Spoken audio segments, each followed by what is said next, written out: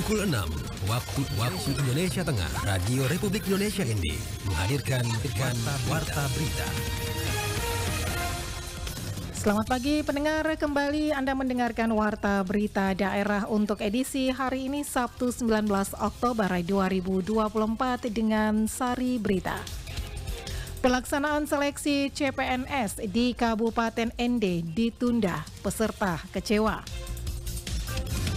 Sebanyak 18.407 kepala keluarga di Kabupaten Ngada menerima bantuan pangan nasional berupa beras. Inilah berita selengkapnya bersama saya, Christine Senda.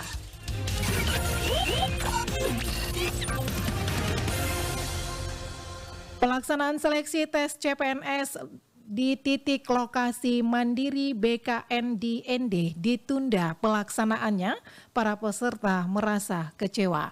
Laporan Nikolaus Makumeli. Kami atas nama penyelenggara memohon maaf atas penundaan pelaksanaan seleksi di hari pertama CPNS di Tilok Mandiri BKNND karena adanya keterlambatan penyediaan sarpras Penyampaian penundaan pelaksanaan seleksi CPNS dan permohonan maaf tersebut disampaikan Ketut Buana, Koordinator Pelaksanaan Fasilitasi Seleksi CPNS di titik lokasi mandiri BKN di ND kepada RRI Jumat 18 Oktober 2024 bertempat di Gedung Geraha Risela ND. Dirinya menjelaskan bahwa pelaksanaan seleksi CPNS yang sesuai jadwal untuk sesi pertama dilaksanakan pada Jumat 18 Oktober 2024 mengalami penundaan akibat adanya keterlambatan penyediaan sarana dan prasarana dari penyedia. Kami atas nama penyelenggara memohon maaf atas penundaan pelaksanaan seleksi di hari pertama CPNS di Tilok Mandiri BKNND karena adanya keterlambatan penyediaan sarpras dari penyedia terkait dengan komputer yang sampai saat ini memang belum tiba di ND. Nah, kami dapat informasi terbaru dari penyedia kalau PC tersebut baru bisa kami terima atau tiba di ND besok dini hari sekitar jam 3 atau lewat sehingga kami masih membutuhkan waktu untuk men-setting ulang dan segala macam sehingga diputuskan untuk sesi pertama pelaksanaan seleksi CPNS di Tilok Mandiri ND ini kami tunda. Lebih lanjut nanti informasinya penundaannya sampai kapan nanti akan disampaikan lewat medsos Kandreg 10 dan mungkin juga nanti dari website instansi masing-masing. Ditambahkan Ketut Buana bahwa sesuai informasi dari penyedia, perangkat komputer atau PC yang akan digunakan pada seleksi CPNS tersebut akan tiba di ND pada Sabtu dini hari, sehingga pihaknya membutuhkan waktu untuk melakukan setting terlebih dahulu terhadap perangkat-perangkat tersebut. Lanjut Ketut, bahwa untuk informasi lebih lanjut terkait sampai kapan penundaan tersebut akan disampaikan melalui medsos Kandreg 10 atau melalui website masing-masing instansi. Dijelaskan Ketut Buana bahwa salah satu solusi bagi para peserta seleksi tes CPNS sesi 1 yang ditunda pelaksanaannya, yakni akan dilakukan pelaksanaan tesnya pada hari Minggu 20 Oktober 2024 pagi. Tetapi kami punya solusi, kemungkinan akan kita pindahkan atau kita laksanakan nanti di Minggu pagi. Minggu pagi di sesi pertama Minggu pagi yang registrasinya dimulai sekitar pukul 6.30 pagi. Nah, informasi detailnya Bapak Ibu nanti bisa update lewat website Kandreg 10 atau medsos Kandreg 10 dan termasuk juga untuk antisipasinya teman-teman peserta yang hadir hari ini yang 200 orang yang seharusnya ikut di sesi pertama sudah membuat WA group sehingga mereka bisa bertukar informasi di WA group tersebut. Sekali lagi mohon maaf atas ketidaknyamanan ini, mudah-mudahan waktu yang ada bisa dimanfaatkan oleh Bapak Ibu peserta untuk belajar lebih giat lagi sehingga nanti dalam pelaksanaannya bisa lebih sukses. Saya rasa demikian, terima kasih. Sementara itu, salah satu peserta seleksi tes CPNS asal Kabupaten Nagekeo, Devi, kepada RRI dirinya menyampaikan kekecewaannya dan mengharapkan kepada panitia pelaksana agar segera menyampaikan pengumuman secara resmi terkait waktu pelaksanaannya melalui website sehingga para peserta yang berasal dari luar Kabupaten ND untuk bisa menyesuaikannya. Belum tahu juga. Jadi kita cuma dengar dari koordinator acara bahwa ini ditunda, tapi belum ada jadwal pasti. Makanya yang kita harapkan sekarang adalah pengumuman yang pasti gitu, yang jelas tertulis gitu. Segera mengirimkan pengumuman yang resmi itu aja. Biar kita tahu harus bagaimana, karena kita kan dari jauh. Berdasarkan pantauan RRI pada Jumat 18 Oktober 2024 di Gedung Geraha Risela Ende, para peserta seleksi tes CPNS yang didominasi berasal dari kabupaten tetangga memenuhi ruang tunggu yang disediakan oleh panitia, nampak bersabar mendengarkan arahan dari koordinator pelaksanaan seleksi tes CPNS terkait penundaan tersebut. RRI Ende, Nicholas Makumeli melaporkan. Sebanyak 18.407 kepala keluarga di Kabupaten Ngada menerima bantuan pangan nasional berupa beras. Laporan Oris Goti. Kepada 16.840 Kepala Bulog Kantor Cabang Bajawa Denny Nixon OBJ menyatakan bahwa penyaluran ini dimulai sejak Agustus 2024. Pada penyaluran tahap ketiga ini jumlah penerima manfaat mengalami peningkatan dibandingkan 2 tahap sebelumnya yang hanya mencakup 16.080 KK penerima. Untuk program bantuan pangan untuk Kabupaten Ngada ini kita distribusikan sudah memasuki 3 tahap. Sekarang berjalan tahap ketiga, tahap 1 dan 2 itu sudah selesai. Nah, untuk tahap 1 dan 2 itu kami distribusikan kepada 16.840 KK penerima. Tahap 3 ini ada penambahan penerima menjadi 18.407 penerima. Denny juga menjelaskan bahwa penyaluran tahap ketiga ini sudah dilaksanakan pada bulan Agustus dan Oktober dengan rencana kelanjutan pada bulan Desember mendatang. Total beras yang akan disalurkan pada tahap ini mencapai 187 ton 70 kg. Untuk tahap 3 ini kami sudah berjalan untuk alokasi bulan Agustus dan bulan Oktober. Nah, tinggal nanti 1 bulan alokasi lagi, yaitu nanti di bulan Desember. Untuk bantuan pangan ini jadi 1 KK itu mendapat 10 kg. Ngada alokasi bulan untuk tahap ketiga ini 184 ton 70 kilo. Untuk totalan seluruh yang sudah kami distribusikan mulai dari tahap 1 sampai dengan kemarin alokasi Oktober itu sudah 1.378 ton 540 kg. Namun Denny juga mencatat adanya kendala pada tahap pertama, terutama akibat faktor cuaca yang menghambat distribusi. Dia berharap penyaluran pada tahap ketiga ini dapat berjalan lancar tanpa hambatan. Program bantuan pangan ini diharapkan dapat membantu masyarakat yang membutuhkan, terutama di masa-masa sulit. Dengan dukungan ini diharapkan ketahanan pangan di Kabupaten Ngada dapat terjaga. Dari Ngada, RRI Ende, Oris Goti melaporkan. Komisi Pemilihan Umum KPU Kabupaten Nagekeo akan menggelar debat perdana bagi 4 pasangan calon bupati dan wakil bupati Nagekeo yang berkonsentrasi di Pilkada Serentak tahun 2024 hari ini. Selengkapnya, Perisoo melaporkan. Kita melaksanakan debat itu di tanggal 19 Oktober 2024 ini di hari Sabtu. Dengan jadwal itu kita mulai debatnya itu jam 4 sore. Komisi Pemilihan Umum KPU Nagekeo memastikan pelaksanaan debat perdana pasangan calon bupati dan wakil bupati Nagekeo akan dilakukan di Aula Setda Nagekeo pada hari ini 19 Oktober 2024. Untuk memastikan kelancaran penyelenggaraan debat pertama ini, panitia terus melakukan persiapan dengan berbagai pemangku kepentingan termasuk event organizer. Komisioner KPU Nagekeo Andi Megawati menjelaskan, jelang debat perdana pasangan calon bupati dan wakil bupati Nagekeo sebagai penyelenggara pihaknya telah melakukan berbagai persiapan agar pelaksanaan debat nanti berjalan aman dan lancar. Debat perdana ini akan disiarkan langsung di channel YouTube KPU Nagekeo. Tema debat kali ini yakni di bidang pendidikan, kesehatan, kebudayaan, infrastruktur, ekonomi kreatif, dan pariwisata. Debat ini diharapkan menjadi tolak ukur bagi masyarakat Nagekeo dan memilih pemimpin Nagekeo 5 tahun mendatang. Kita melaksanakan debat itu di tanggal 19 Oktober 2024 ini di hari Sabtu. Dengan jadwal itu kita mulai debatnya itu jam 4 sore. Terus persiapan sejauh ini kita sudah melakukan koordinasi bersama tim LO dan Forkopimda yang ada, itu kita lakukan koordinasi juga bersama tim EO untuk persiapan debat ini nanti.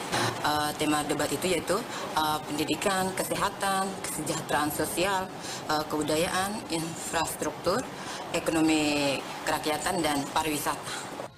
Untuk registrasi kegiatan debat dimulai pukul 14 waktu Indonesia Tengah dan mulai debat pukul 15 atau pukul 3 sore. Jumlah undangan pendukung paslon masing-masing 50 orang, sementara tamu undangan lain, Forkompimda, tokoh masyarakat, tokoh adat, tokoh agama, penggiat pemilu dan pemilih pemula berjumlah 90 orang.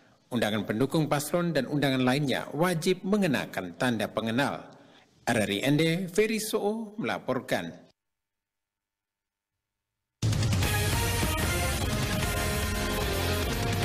Anda sedang mendengarkan Warta Berita RRI ND. Siaran ini juga bisa Anda dengarkan melalui RRI Digital dan rri.co.id.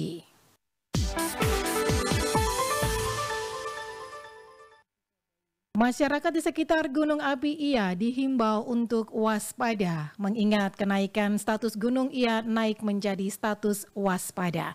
Laporan Lady Badin.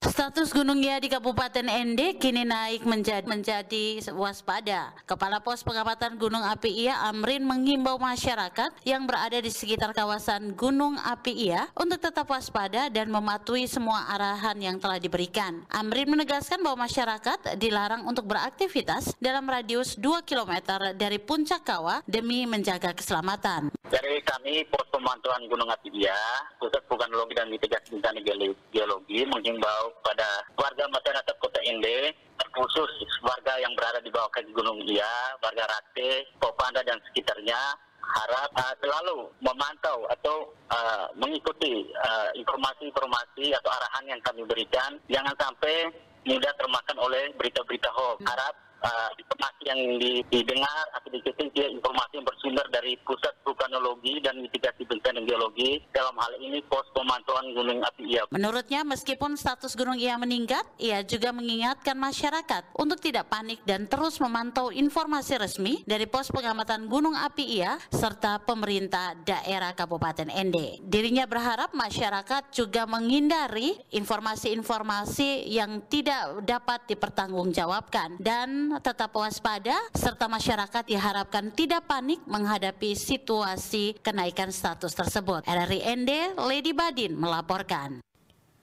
Sementara itu, Badan Penanggulangan Bencana Daerah BPBD Flores Timur terus melakukan koordinasi dengan berbagai dinas terkait, terutama fenomena jebolnya atap rumah warga terdampak erupsi Gunung Lewotobi Laki-Laki setelah hujan deras yang terjadi pada Rabu malam. Laporan Rosa Dalima. Nah, kita tidak tahu kalau sampai erupsi yang begini sampai sengkarat ini, itu kita tidak antisipasi untuk itu. Kepala Badan Penanggulangan Bencana Daerah BPBD Flores Timur, Freddy Moat Aeng, ketika dikonfirmasi RRI Kamis sore mengaku sudah mengetahui adanya peristiwa jebolnya atap seng warga dan sejumlah fasilitas publik di Desa Hokeng Jaya, Kecamatan Wulanggitang, Kabupaten Flores Timur. Freddy katakan sejak erupsi pertama di akhir tahun 2023 lalu, pemerintah fokus pada penanganan pengungsi dan logistik. Setelah ditetapkan level 3, fokus pemerintah pada pemulihan, masih lanjut dengan pendistribusian logistik dan air bersih. Dia mengaku tidak berpikir jika dampak yang terjadi sampai sejauh ini, artinya dampak ikutan dengan rusaknya atap seng bangunan. Kita tidak berpikir dampak jauh sampai sekarang dan saat yang terjadi begini, ternyata erupsi tidak berhenti. Kita berpikir bahwa erupsi juga mungkin berhenti di bulan April, Mei itu. Ternyata erupsi tidak berhenti, abu vulkanik juga turun. Ya, dia turun, dia pohon-pohon semua, tanaman, hewan, dan juga atap rumah warga. Menyinggung soal penanganan segera, Freddy katakan pemerintah masih terus berupaya mengingat dengan keterbatasan anggaran yang tersedia. Hanya karena permasalahan kemarin mungkin kita sudah berada pada akhir tahun anggaran, perubahan juga sudah selesai, Sehingga untuk penganggaran 2025 ya kita siapkan, tapi untuk 2024 melalui penganggaran itu ada di Dinas Perumahan, dan itu juga sementara berproses. Freddy juga kemukakan pihaknya telah melakukan koordinasi lintas sektor bersama Dinas Pendidikan, Perumahan Rakyat, Dinas Sosial, Dinas Kesehatan, dan beberapa dinas teknis lainnya untuk dilakukan penanganan secara bersama-sama berdasarkan jenis kerusakan bangunan. RRI Ende Rosa Dalima melaporkan. Kita beralih ke berita lainnya. Komit bantu startup UMKM dan jasa konvensional melalui Indigo Space belum Labuan Bajo. Laporan Epi Wahab. Sebagai sebuah program inkubator dan akselerator di Indonesia dengan cara membina perusahaan rintisan baru beroperasi dan sedang dalam fase pengembangan atau startup, usaha mikro kecil dan menengah atau UMKM, jasa dengan cara membuat program-program variasi mulai dari mendirikan hingga mengembangkan. PT Telkom Indonesia Persero Tbk Telkom melakukan soft launching Indigo Space Labuan Bajo. Bertempat di Indigo Space Labuan Bajo Plaza Telkom Labuan Bajo di Jalan Kasimo Labuan Bajo, Komodo, Manggarai Barat, Nusa Tenggara Timur. Ini merupakan program unggulan inkubator bisnis dan inovasi Telkom Indonesia dan berfokus pada pengembangan talent serta startup digital di Indonesia. Hal ini disampaikan langsung Business and Community Lead Indigo Space Labuan Bajo, Marsinta Rahmadani. Ya, jadi Indigo Space itu masih sangat baru ya untuk di Labuan Bajo. Kita baru running itu di bulan lalu, di bulan September. Hari ini kita udah secara resmi tuh soft launching untuk kegiatan Indigo Space-nya sendiri. Jadi Indigo Space itu kita punya tujuan untuk mentransformasi UKM, startup ataupun jasa-jasa yang konvensional yang ada di Labuan Bajo itu bertransformasi ke digital. Jadi entah itu bentuknya jasa atau apapun, tapi setidaknya itu ada teknologi yang masuk di situ agar memperluas akses pasarnya, memperluas kualitasnya juga. Labuan Bajo sendiri merupakan salah satu kota di NTT yang memiliki program Indigo Space setelah Jakarta, Bandung, Yogyakarta, Makassar, Malang, Bali, dan Aceh. Hal ini tentu karena melihat peluang besar pertumbuhan pariwisata di Labuan Bajo yang tentu akan berdampak pula pada perkembangan produk UMKM, jasa konvensional maupun startup. Lebih lanjut, Marsinta juga mengatakan bahwa pihaknya menyediakan jasa untuk melakukan validasi ide produk bisnis atau ideasasi, melakukan riset, perencanaan hingga pendanaan atau fundraising, dan apabila produk bisnis binaan Indigo Space sudah berada pada level tertentu, maka pihaknya akan langsung menghubungkan kepada lembaga atau perusahaan yang memberikan pendanaan kepada perusahaan rintisan, startup, dan usaha kecil dengan potensi pertumbuhan jangka panjang atau venture capital. Kalau kita fokusnya utama di B2B sih sebenarnya, tapi kalau kemudian ada customer yang kemudian mau mencoba belajar untuk membuka sebuah usaha, itu boleh banget. Seperti itu. Jadi kita menyediakan jasa untuk melakukan validasi ide produk bisnis, itu termasuk juga untuk riset usahanya, termasuk juga perencanaannya nanti seperti apa. Jadi banyak sekali sih, mulai dari ideasi sampai juga dengan fundraising ya, karena kita sendiri punya network yang cukup luas untuk secara nasional. Jadi entitas-entitas yang ada di Indigo secara umumnya itu biasanya ketika sudah pada level tertentu kita akan hubungkan mereka ke Ventura Capital. Jadi akan bisa mendapat peluang untuk pendanaan yang lebih besar lagi. Indigo Space Labuan Bajo pada soft launching sendiri menargetkan sekitar 50 startup baru yang komit mencapai tujuan bersama dan mengupayakan sebuah produk bisnis digital. Hal ini tentu dapat menunjang Labuan Bajo sebagai kota pariwisata super prioritas yang dapat dinikmati bukan hanya di lingkup Manggarai Barat, tetapi hingga lingkup nasional maupun internasional. Dari Labuan Bajo, Epi Wahab melaporkan. Situs Rumah Pengasingan Bung Karno di ND mencatat lonjakan jumlah pengunjung mencapai 2.235 orang. Selengkapnya, Suimam melaporkan.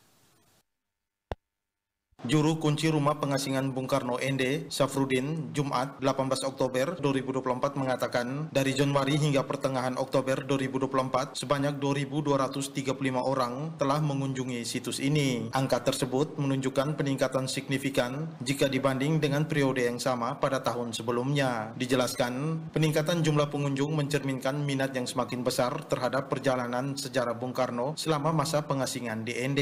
Situs ini bukan hanya menjadi destinasi wisata sejarah, tetapi juga merupakan tempat yang syarat akan nilai-nilai perjuangan Bung Karno dalam merumuskan Pancasila. Menurutnya, banyaknya wisatawan yang berkunjung tidak lepas dari upaya promosi yang dilakukan pemerintah dan masyarakat sekitar. Dinas Pariwisata Kabupaten Ende juga turut serta dalam mengampanyekan pentingnya situs ini sebagai bagian dari sejarah nasional Indonesia. Setiap hari pasti ada tamu yang datang berkunjung. Dari dalam kota, luar kota, dari mancanegara, pasti ada datang. Ditambahkan, dengan tren peningkatan jumlah pengunjung ini, diharapkan situs Bung Karno di Ende dapat terus berkembang menjadi destinasi sejarah yang menarik bagi wisatawan lokal maupun mancanegara. Sehingga semakin banyak orang yang datang, belajar dan memahami lebih dalam sejarah bangsa melalui situs ini.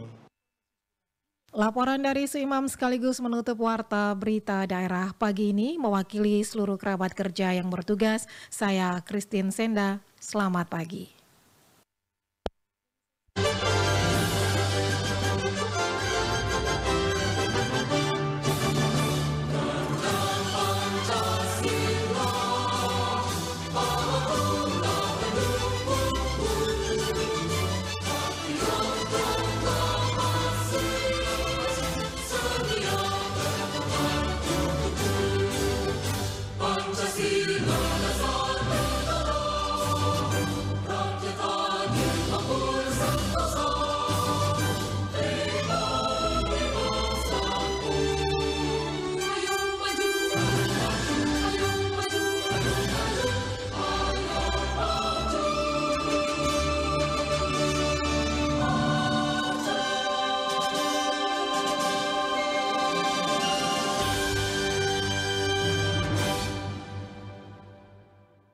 Satu RRI Indi bisa Anda dengarkan